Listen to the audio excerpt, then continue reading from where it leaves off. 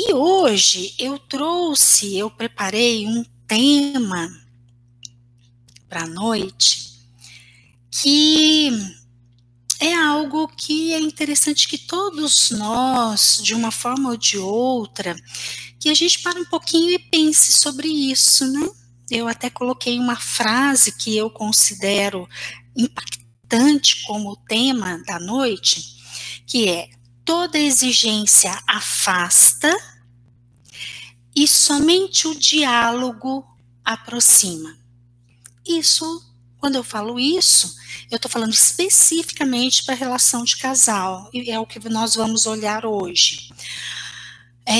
Isso vale para qualquer relação, tá? Sempre que eu fizer um movimento em relação a alguém de exigência, não vai ser saudável. O outro vai se afastar, o outro não vai ficar bem. E aí o ideal é que a gente aprenda a dialogar, que a gente aprenda a se comunicar. Até aqui, aproveitando a oportunidade, quem quiser estudar um pouco mais sobre isso, estude sobre comunicação não violenta. A comunicação não violenta eu não falo especificamente sobre isso no meu canal, tá? Eu não tenho nenhum vídeo em que eu trago diretamente esse conteúdo, mas se vocês procurarem no YouTube, tem diversos vídeos, alguns muito bons, que fala sobre comunicação não violenta.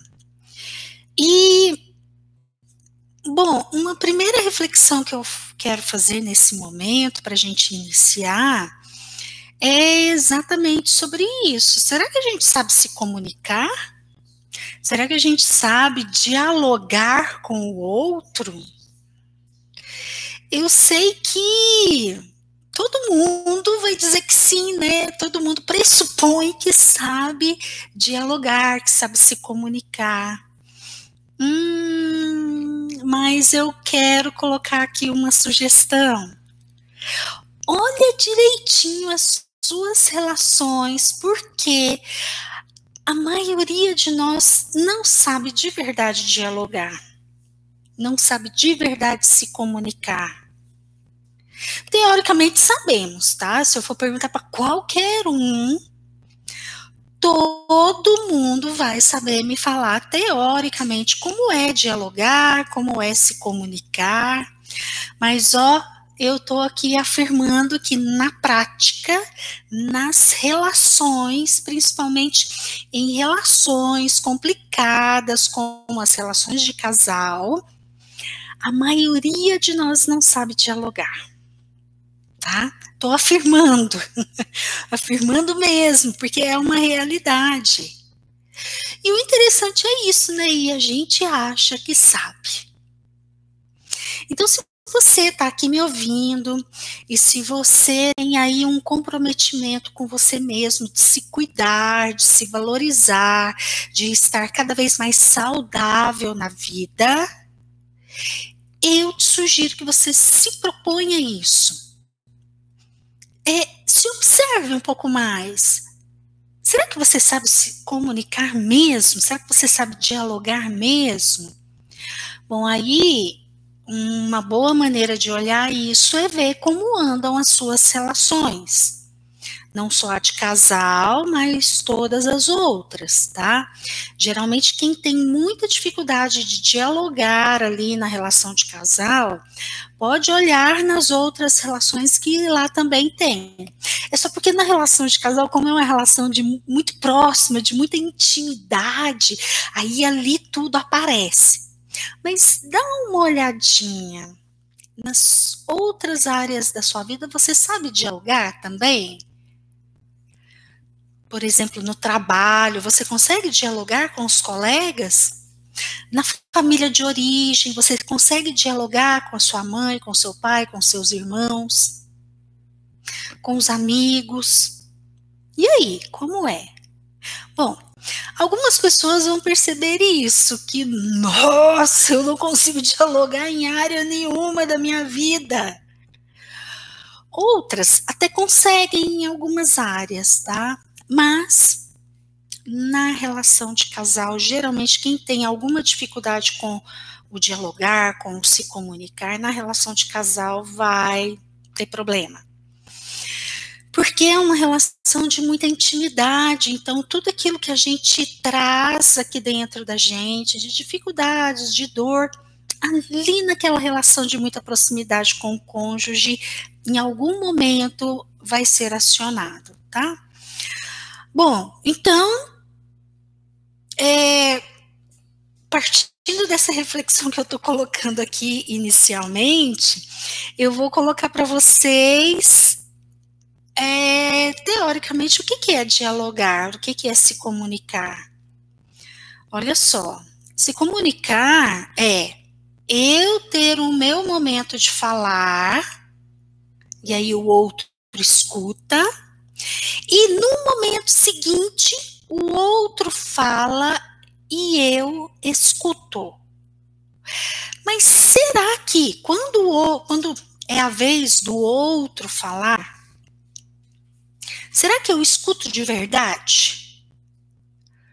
Porque não é só fechar a boca, trancar a boca e ficar ouvindo. Não.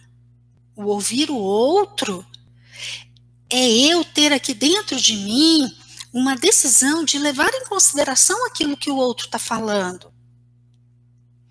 Quando eu estou falando disso, eu estou querendo dizer do seguinte: muitas vezes a gente escuta o outro, mas aqui dentro eu não estou escutando de verdade. Aqui dentro eu tenho já o meu pensamento formado sobre aquilo que ele está falando, e não adianta ele falar A, B, C ou D, porque aqui dentro para mim é H. Então eu estou aqui, boca fechada, fazendo de conta que estou escutando, mas aqui dentro de mim está H. E a pessoa está falando de A, B, C, D, e eu, não levo em consideração. E fico aqui inflexível no meu posicionamento, daquilo que eu acho que é a verdade que o outro está falando. Peraí, o outro está falando daquilo que está lá dentro dele. Então, o outro é que tem acesso à verdade, por mais que às vezes seja óbvio. Não, mas é claro, pelo comportamento eu sei que é H. Não, você não sabe. Só se basear no comportamento do outro para fazer uma interpretação, a palavra que eu usei, interpretação, é interpretação. A verdade sempre estará dentro da pessoa. Assim como a minha verdade está aqui dentro de mim. Então, quando eu vou me comunicar e está na minha vez de falar, eu estou falando aqui, daquilo que é meu, daquilo que eu senti, daquilo que eu vivenciei aqui dentro em determinado momento, quando a gente está fazendo uma DR, né? Mas aí uma DR saudável, partindo do princípio da comunicação, né? De que vai haver um diálogo.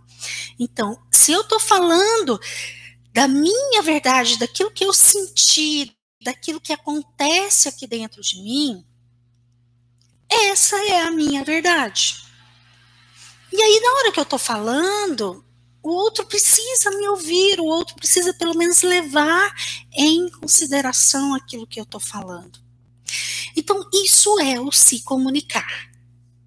Porque se na minha vez de ouvir, eu não me abro para a possibilidade de entender aquilo que o cônjuge está falando, então você não está se comunicando, tá?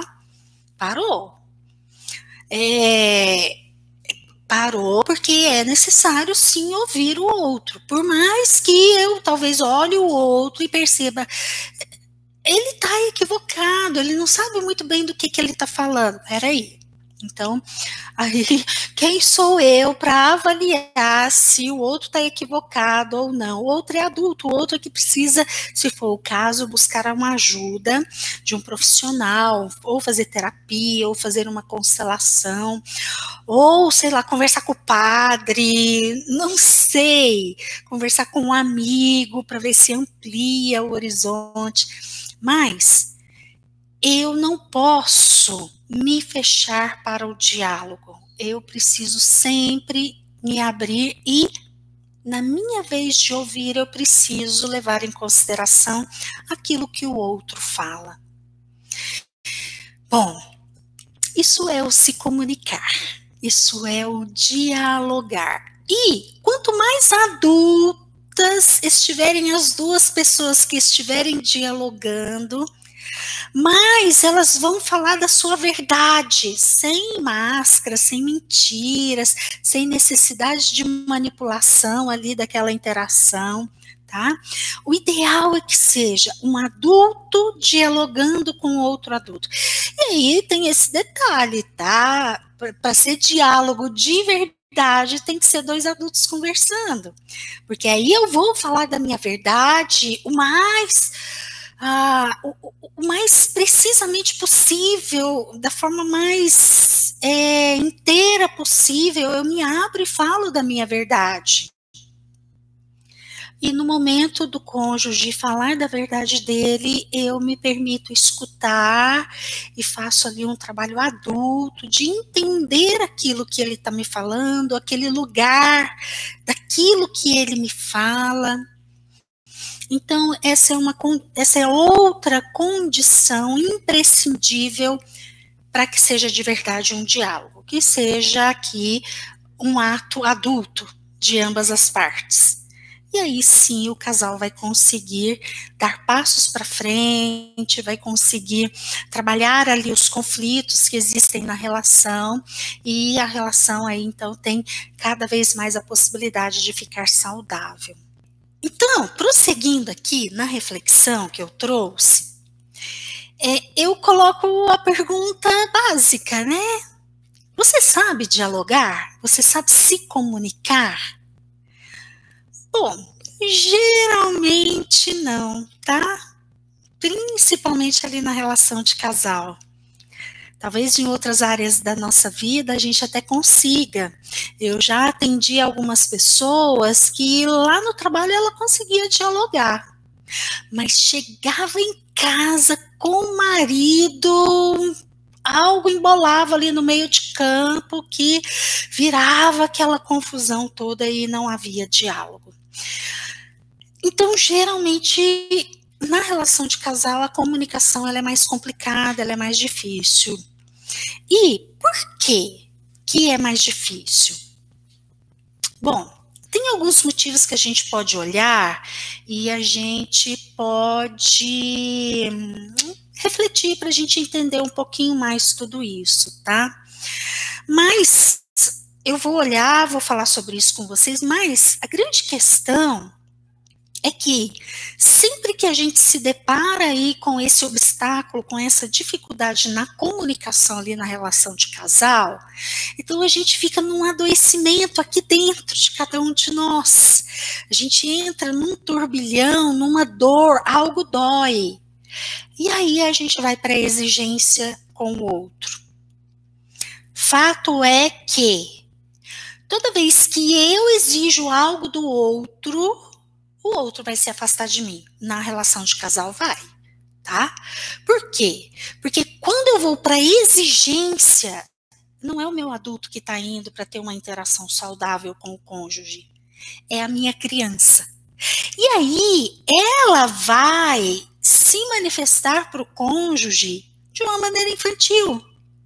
Ou eu vou ficar brava e vou cobrar brava, ou eu vou manipular, vou ali para um papel de vítima, enfim. Toda vez que é a minha criança que cuida disso, ela vai se utilizar de algum mecanismo que lá na infância ela utilizou com o papai e com a mamãe. Ela vai trazer algo lá da infância, daquilo que a criança, quando eu era criança, eu não dei conta e eu dei um jeito de sobreviver lá junto da mamãe e do papai. E aí, aquela estratégia de sobrevivência eu vou trazer aqui para a relação com o cônjuge. Vai dar problema, tá? Porque o cônjuge é adulto. Ele é um parceiro aqui, ó, na relação de igualdade. Lá na relação com o papai e com a mamãe, que eu estava aqui, ó, no lugar menor, papai e mamãe são papai e mamãe. E eles ficam aqui nesse lugar, independente do que eu faça. Se eu fico aqui, se eu sou muito criança, se eu estou muito adoecida aqui na relação com o papai e com a mamãe, eles são nossos pais, eles vão ficar, principalmente lá na infância. Eles vão continuar ali, cuidando da gente, do jeito que eles dão conta. Agora o cônjuge não, tá? O cônjuge não, vai dar problemas. E aí a relação vai adoecer. Não que lá na infância estivesse saudável. Não estava saudável também não. Mas é o adoecimento, ele perpetua, ou seja, eu tinha isso lá na infância, trago para cá, para a relação de casal, depois eu levo para a relação com os filhos, e isso segue adiante. Depois os meus filhos têm os filhos e vivem tudo isso novamente nesse ciclo. Oxe, vocês não estão cansados disso, não? Cansa, esgota. Isso rouba a energia da gente, principalmente energia para aquilo de bom que eu quero realizar na minha vida. Então, que tal fazer diferente? Que tal sair ali daquela dinâmica infantil, da exigência, seja a exigência através de um cobrar com uma agressividade, ou seja a exigência através de uma manipulação ali, se eu vou para um papel de vítima, ou seja, a exigência também tem um terceiro comportamento que pode entrar nisso aí que eu estou chamando de exigência e que é adoecimento, que é quando eu salvo o meu cônjuge, quando eu me coloco numa posição de aceitar tudo, de fazer tudo pelo outro. Enfim, o comportamento adoecido, ele vai afastar o cônjuge, tá? Vamos pensar aqui, tá? Aqui o casal. Aqui na interação, na relação que os dois conseguem ter. Se uma parte vem aqui e exige, esse é o comportamento natural de todos nós. Por quê? Porque esse comportamento de exigência que eu estou chamando aqui é um comportamento infantil. Mesmo que eu tenha razão, tá? Muitas vezes eu atendo algumas pessoas, e eu também vivencio isso aqui dentro de mim, tá? Que o argumento da pessoa tá certo, ele é lógico, ele é embasado, ele é coerente. Porém, a maneira dela se expressar é infantil. E aí ela perdeu a razão e tudo aquilo que ela tinha a razão, a lógica, a coerência, se perde. Por quê? Quando ela se manifesta através de um comportamento infantil com o outro, a tendência aqui no outro é que a criança adoecida desse outro apareça aqui nessa relação. E aí a criança vai fugir, principalmente se aqui, ó, essa pessoa, o movimento de exigência dela é agressivo. Vai acionar aqui no cônjuge uma criança medrosa ou uma criança que se esquiva, e aí o cônjuge vai se afastar, ok? E vai se afastar de várias maneiras, aí tem a possibilidade dele encontrar outra pessoa, e aí tem aqui uma traição, tem a possibilidade dele nesse se afastar, da relação esfriar e uma série de adoecimentos acontecerem aqui na relação de casal, quando esse outro se afasta. Mas aqui tem culpado ou inocente? Não, aqui tem dois adultos responsáveis, ambos, pelo adoecimento que acontece na relação. Então, 50% é dessa parte da responsabilidade e 50% é dessa parte aqui, tá?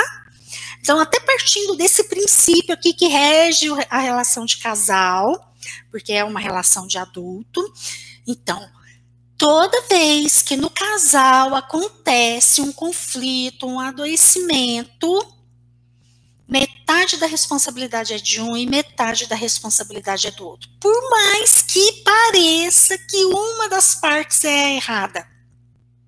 Mas se essa parte aqui parece que ela é errada, essa outra pessoa que, se ela olhar lá dentro, na intimidade dela, ela vai ver que ela contribuiu. Por vezes de uma maneira velada, por vezes de uma maneira oculta, tá? Então, princípio básico. Tem conflito, tem dificuldades na interação do casal, a responsabilidade é de ambos, 50%, 50%, ok? Eu sei que muitas pessoas, algumas pessoas têm dificuldades com isso, por quê?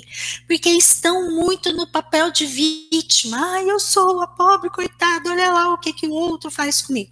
Pois é exatamente aí que está a sua contribuição dos seus 50%. Você não é vítima de nada. Olha e vê qual é a parte que você está equivocando e cuida da sua parte, ok? Bom, toda exigência afasta e somente o diálogo aproxima. Prosseguindo, eu quero falar um pouquinho mais aqui a respeito da dificuldade que a gente tem com o diálogo, porque afinal de contas, eu quero ter aqui o objetivo que ao final a gente consiga dialogar um pouco mais. Mas para isso a gente precisa olhar para as nossas dificuldades, tá? Bom, voltando aqui para aquela reflexão, né? Toda exigência afasta, somente o diálogo aproxima. Então, por que a maioria de nós tem tanta dificuldade com a comunicação na relação de casal? Eu diria que um primeiro motivo é que os nossos pais também tiveram. E aí a gente aprendeu com eles. Aquilo que lá quando eu era criança, que eu fui vivenciando ali, percebendo o casal que o meu pai e a minha mãe formavam, aquela dinâmica que eles conseguiam ter, tá tudo aqui na nossa mente inconsciente. E se eu venho para a vida adulta e venho muito inconsciente, eu vou usar aquela forma quando eu entrar na minha relação de casal. E vou fazer igualzinho, tá? Ou eu fico aqui naquele papel que a minha mãe ficou, ou eu fico aqui naquele papel que o meu pai ficou. E vou desempenhar um desses dois papéis aqui e vou escolher um companheiro para entrar no outro papel, tá? E aí a gente repete o papai e a mamãe. E se o papai e a mamãe não dialogavam, tinham a dificuldade deles de se comunicar, eu vou fazer igualzinho, porque eu não aprendi a me comunicar. Por mais que lá no meu racional, no meu adulto, eu saiba o que é comunicar. Mas a minha criança não sabe. E se eu estou inconsciente na minha vida, a minha criança é que vai cuidar. E aí ela vai colocar assim a mesma dinâmica na minha relação de casal. Bom, então, um dos motivos que eu ressalto aqui para nossa dificuldade hoje de se comunicar é essa. E aí, olhando para o casal que o papai e a mamãe conseguiram ser, eu proponho um exercício para você. Aí na sua mente, olha para eles, mas como casal, não como papai e mamãe, tá? Como o casal que eles conseguiram ser. Se você tiver uma foto deles, vale muito a pena, ajuda muito. Olha para essa foto. Se não, pode ser só aqui na imaginação, tá? Ou, se te ajudar, pega 2 objetos, 2 canecas, 2 vidros de esmaltes, ou qualquer 2 objetos, e olha e coloca ali a intenção de olhar para os seus pais, para o casal. Não para o papai ou para a mamãe, mas para o casal que os dois formavam juntos. Principalmente o casal lá da infância, que é o que você tem aí na sua mente inconsciente registrado. Olha para esse casal e fala assim: eu olho para vocês como casal e agradeço pela minha vida que veio daí.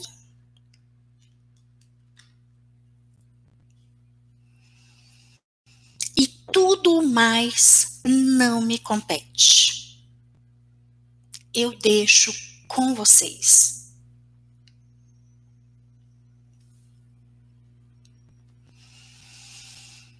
Resumindo o exercício, o casal que os dois formavam, principalmente lá na minha infância, eu devo olhar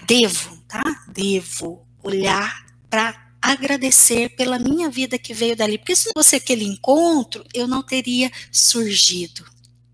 Agora, tudo mais que eles fizeram juntos como casal, eu não olho porque não me compete, não é meu, tá? Bom, esse é um exercício que ele ajuda a gente a se libertar daquele padrão familiar que a gente recebeu e está aqui dentro da gente. E ajuda também aqui dentro da gente olhar para esse casal com respeito. Porque se eu não olhar com respeito, eu vou repetir aqui na minha vida. Combinado? Façam isso. Bom, o segundo motivo que eu percebo para entender a nossa dificuldade de comunicar ali no casal é algo que eu já falei um pouquinho, que é como nós vivemos em transe. A maior parte do tempo a gente está em transe. A maior parte do tempo a gente está em função daquelas dores, daqueles traumas lá de trás e que estão aqui na minha mente inconsciente ainda feridas em aberto. E toda vez que eu estou em transe, eu não vou enxergar o outro. Mas Inês, como assim? Tá, esse não enxergar o outro, por vezes, eu até enxergo um pouquinho. Mas pode chegar a um ponto de eu não enxergar 100% o outro. E aí, lá na hora da discussão, o outro falou alhos, mas eu entendi bugalhos, porque aqui na minha historinha, no meu transe, lá do meu trauma de algo que dói, tá bugalhos, tá? E aí eu vou bater na tecla que o outro falou bugalhos, porque eu realmente não estava enxergando, eu estava enxergando só a história aqui da minha mente, e aqui é bugalhos. E não vai ter nada que me convença que o meu companheiro falou alhos. E aí vai gerar toda uma briga, toda uma discussão, e aí entra naquele caso de que a gente acha que a gente sabe comunicar, mas a gente não sabe. Ó, se eu entro numa discussão com meu marido, em que ele diz que ele disse alhos e eu afirmo que ele disse bugalhos, ó, eu não estou escutando ele. Eu não estou dando nenhuma abertura para levar em consideração aquilo que ele fala. E será que é mesmo? Será que foi alhos mesmo? E eu é que me equivoquei aqui dentro de mim? Oh, isso é se comunicar, tá? Porque a comunicação verdadeira, ela vai disparar uma série de reflexões aqui dentro, uma série de processos, inclusive processos de eu olhar o meu transe e, meu Deus, e é mesmo, é bugalhos aqui, ó, foi uma história que aconteceu comigo lá, com a minha mãe, meu pai, e eu vi, parará, parará, ó, oportunidade de autoconhecimento, oportunidade de olhar para essa ferida emocional e deixar ela curar, ela se fechar, cicatrizar para não doer mais, tá? E aí, quando a gente olha para o companheiro em meio a um transe, tem até alguns transes que eu diria que eles são da relação inteira. Porque quando eu entrei na relação, eu estava num transe de esperar que o meu marido fosse meu pai. E da parte dele, talvez, dele olhar para mim e esperar que eu fosse mãe dele. Isso muito em função de aquilo que faltou lá na infância. E aí eu trago aqui uma lente através da qual eu olho para o meu cônjuge e coloco essa necessidade para ele, de que ele fique aqui, ó, nesse lugar de me olhar como pai, ou no caso dos homens, que a esposa fique aqui no lugar de mãe, que cuida. Então, se a gente entra e fica na relação muito aí com essa expectativa, eu espero muito que o outro me entenda. Eu espero muito que o outro corresponda às minhas expectativas incondicionalmente, mas ele não vê que eu preciso disso. Não, ele não é seu pai e ele não tem que ver isso. Ou ela não é sua mãe e ela não tem que ver isso. É você mesmo que tem que olhar e tem que cuidar, tá? Porque o adulto que é adulto, ele tem uma dinâmica interna em que a parte adulta dele, ou seja, o racional, cuida da parte emocional, ou seja, da criança. E cuida das dores, das feridas, passa um remedinho lá nos traumas e deixa as feridas cicatrizar. O cônjuge não tem que cuidar de nenhum trauma, não tem que cuidar de nenhuma necessidade não satisfeita lá na infância, que o meu pai ou a minha mãe não conseguiu me dar algo. Não, sou eu que tenho que me dar. Eu sou adulta e internamente aquilo que é meu sou eu que tenho que cuidar. E vice-versa, isso vale também para o cônjuge, tá? Ah, mas a gente não pode se ajudar. Pode e deve, faz parte da relação de casal saudável também o companheirismo. Mas é um ajudar só a nível de colaborar. O cônjuge não tem que ser responsável e cuidar integralmente daquilo que é meu. Não, o cônjuge pode só colaborar. E aí sim a relação fica saudável. Então aqui a gente, nesse momento eu estou falando de duas coisas muito importantes para a relação de casal saudável, ó. Comunicação e companheirismo. Lembrando que companheirismo é só colaborar naquilo que é possível para cada um. Eu não tenho a obrigação de dar conta de algo lá que é necessidade do meu cônjuge. Na relação saudável há só o movimento de colaboração, ok? Bom, e aí, se a gente entra na relação de casal aí com essa expectativa, né, de que o marido seja pai e cuide de um monte de coisas aqui em mim, eu tô no lugar de criança.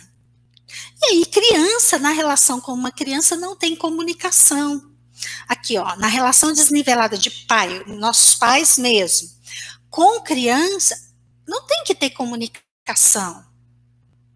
Tá, os pais podem até dialogar, bacana, legal, mas não precisa ter. O que pai e mãe tem que fazer é cuidar. Quais são as necessidades que a criança tem? Aí pai e mãe cuida do jeito que dá conta, seja dialogando ou não, tá? Cuidar.